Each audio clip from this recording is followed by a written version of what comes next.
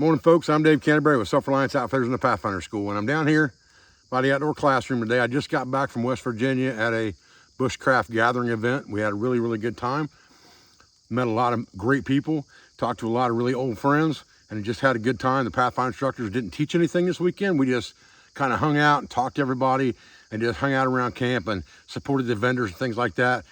That was what we were there to do this weekend, was just to support the community. So we went there this weekend in West Virginia. It's called the Gather Thing, and it was a pretty good event. We had a good time.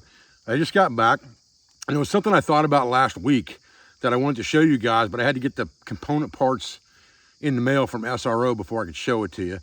And I want to show you a couple tricks that you can use with your cook racks very inexpensively to make a couple different items that you can use around camp, and you can carry them very easily as well, because all of them will actually fit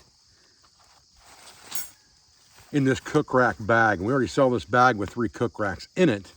It's got a long cook rack and 2 square cook racks, one bigger than the other, and they're for different size bush pots, and bush pot cooking is what they're for, and also cooking over a fire.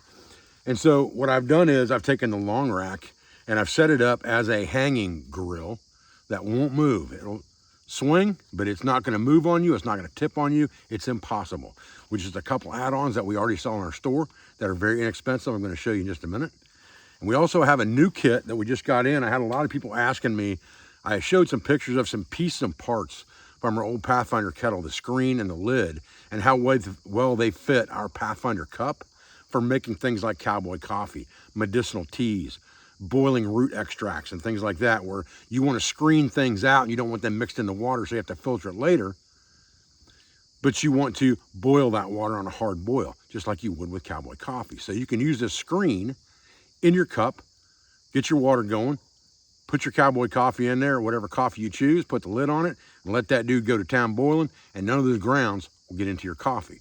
And you can just take it out, rinse it out, and you're done, ready to use it again. But it's good multifunctional stuff, not only for coffee, but also for medicinal preps. And that's why I really like it. So I'm gonna show you that today too.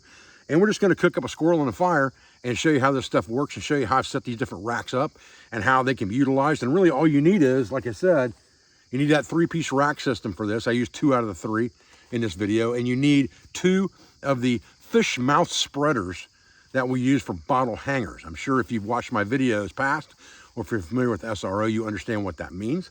I'll show you one in the video here in a minute and what they look like.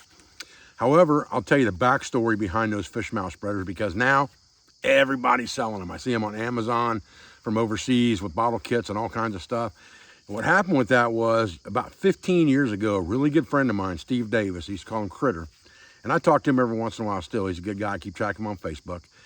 He came up with the idea to use that fish mouth spreader to hang a bottle over the fire.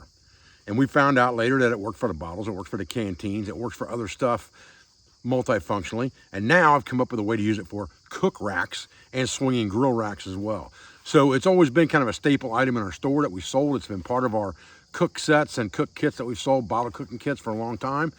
But now I want to show you a more multifunctional way to use it, even above and beyond that. So stay with me, guys. We'll get started.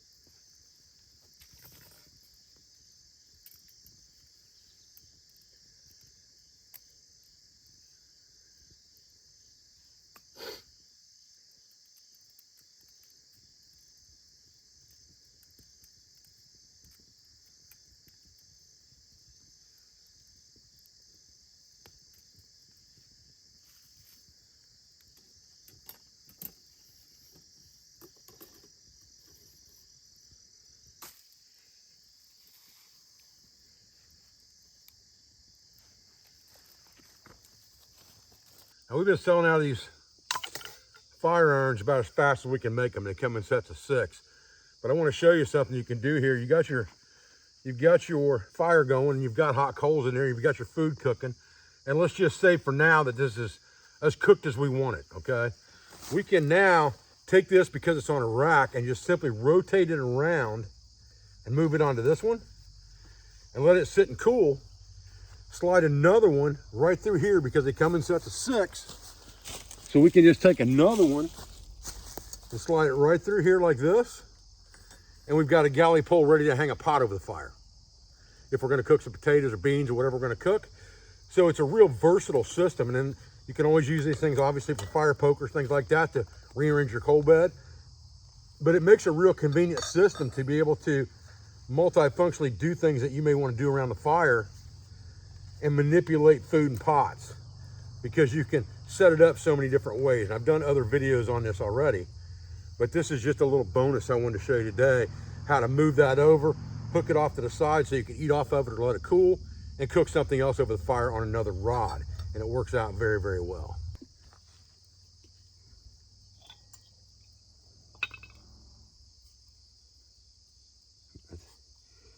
Get a pair of gloves on to get that out. No, not too bad. There we go. Cowboy coffee, ready to go. Ground stuck in the screen. Perfect. Now, here's what I'll tell you. We're talking about these fire irons a little bit with this setup, with this swinging cook rack here. But if you didn't have the fire irons, it doesn't matter. These holes are like 1.5 inches in diameter. So you could put any stick that you're using for a galley pole in there and pretty much get the same exact effect, right?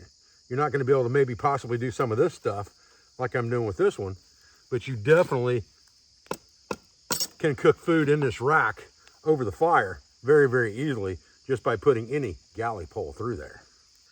Okay guys, listen, I just wanted to kind of go over this with you today. Of course, we sell this 3-rack cook set. I think it now comes in a dark earth ripstop canvas bag, wax canvas bag. And you see, I use that bag for a hot rag around the fire. It works great for that.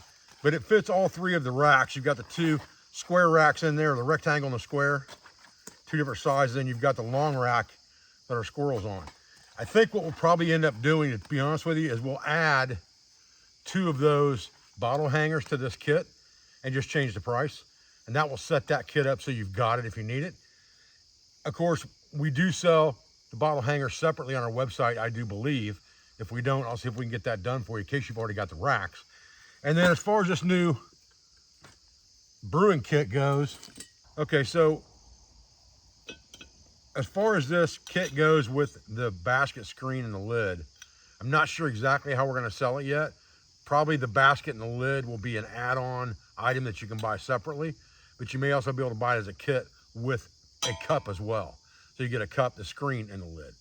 Now, one thing I'll tell you that's just kind of a piece of extra information here, because I've had one of these for so long. The Pathfinder alcohol stove will nest inside this screen. So if you're carrying a Pathfinder alcohol stove, you can nest it in a screen. It'll work out really easy for you, okay? See how that smoke's coming over here? Remember what I told you in that video a while ago? Smoke follows the tallest object, right? Right now, I'm the closest thing to this fire that's tall, and the smoke's coming to me unless the wind drives it a different direction. As soon as the wind stops, smoke starts coming in my face, right? No way to avoid that. All right, but anyway, so that's just a couple things I wanted to show you guys today. A new way to manipulate food over the fire using some kit items you may already have, or very inexpensively if you need to buy them from SRO. And this new brew kit, that's also going to be fairly inexpensive as well from SRO. And all this stuff will be up again, probably either Monday or Tuesday at the latest on selfrelianceoutfitters.com. Guys, I appreciate your views. I appreciate your support. I thank you for everything you do for our school, for our family, for our business, all of our sponsors, instructors, affiliates, and friends. And I'll be back with another video as soon as I can, guys. Thanks. Now, if you watch my videos long enough and you're smart enough to stick around, you know I wasn't going anywhere without eating some of that squirrel. And that thing is cooked just to perfection. Now, I will tell you, I shot a squirrel the other day, the day before I went to the event in West Virginia. That's good, boy. Phew, man. And since I had time, I brined it. What I did was I mixed vinegar and salt, actual real sea salt, and water, and I soaked the whole squirrel in that for, I guess, close to 48 hours before I pulled it out. And it's really tender. It's really good. The skin's even good.